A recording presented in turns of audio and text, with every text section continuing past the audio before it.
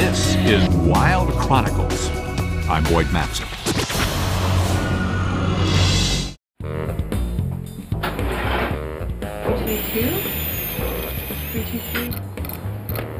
Dr. Sarah DeSands is a dentist.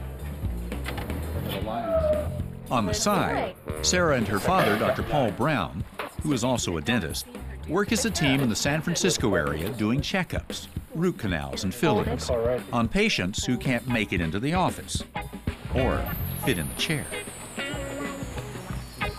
For these guys, they make house calls. My dad and I started working on animals together when I was in dental school. He's great to work with. He's very patient, and we really enjoy working together.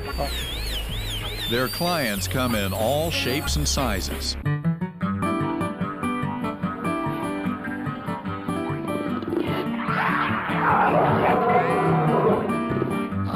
This is Sue. She's 10-year-old, little female African elephant. Open.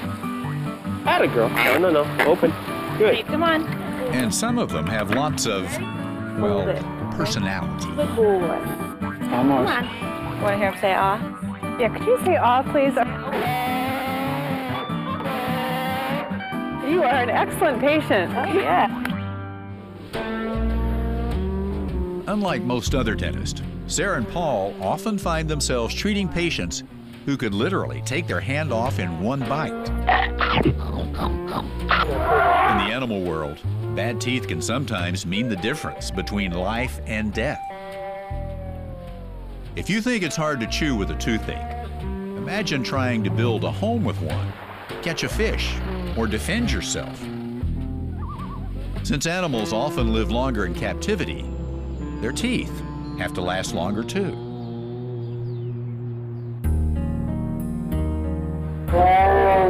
An urgent call comes in from the San Francisco Zoo. A jaguar named Sandy has a terrible toothache. Veterinarian Freeland Dunker noticed that Sandy had some all too familiar symptoms. She tended to want to eat on one side of her mouth, and her behavior, she seemed to be a little crankier than normal. And so we wanted to give Sandy a relief from this pain. To ease Sandy's pain, Sarah and Paul determined that a root canal is needed, a major dental procedure. Unfortunately, we just can't walk up to her and say, "Can I look in your mouth?" You may lose a few fingers in the process, as well as maybe your head. So therefore, this animal has to be anesthetized in order for us to look at. Sedating an animal is always risky business, especially for an old cat like Sandy. At 21, she's a senior citizen. The drug can cause major complications.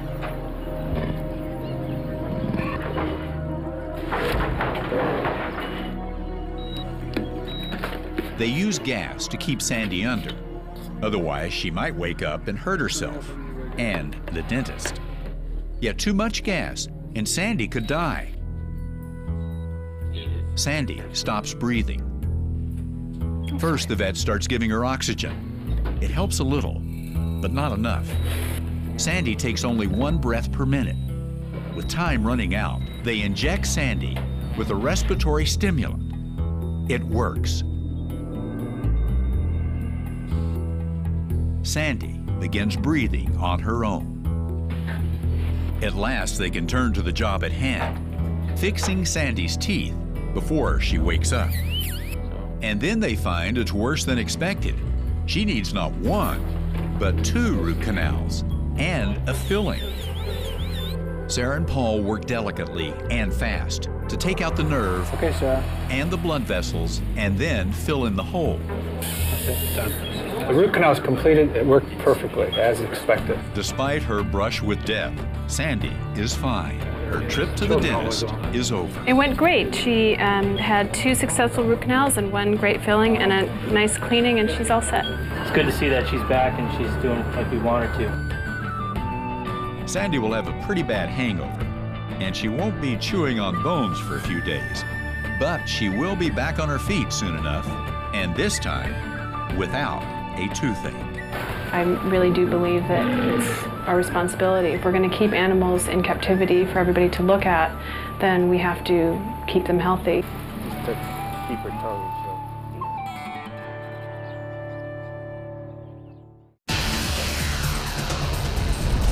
Check for Wild Chronicles on your local PBS station.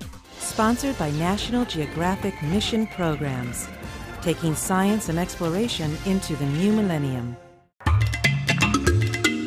For the best subscription offers to any National Geographic magazine, log on to nationalgeographic.com/magazines.